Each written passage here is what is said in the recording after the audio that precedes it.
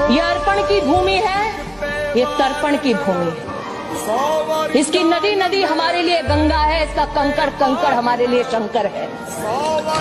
हम जिएंगे तो इस भारत के लिए और मरेंगे तो इस भारत के लिए, और मरने के बाद भी गंगा जल में बहती हुई हमारी अस्थियों को कोई कान लगाकर सुनेगा तो एक ही आवाज आएगी, भारत माता की जय।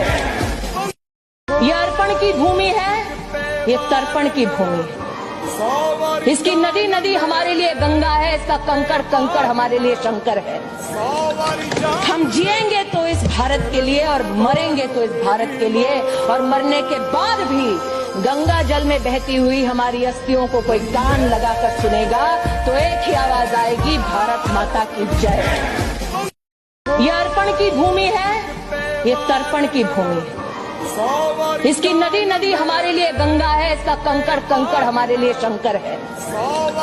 हम जिएंगे तो इस भारत के लिए और मरेंगे तो इस भारत के लिए, और मरने के बाद भी गंगा जल में बहती हुई हमारी अस्थियों को कोई कान लगाकर सुनेगा तो एक ही आवाज आएगी, भारत माता की जय। ये अर्पण की भूमि है, ये तर्पण की भूमि है। इसकी नदी नदी हमारे लिए गंगा है, इसका कंकड़ कंकड़ हमारे लिए शंकर है। हम जिएंगे तो इस भारत के लिए और मरेंगे तो इस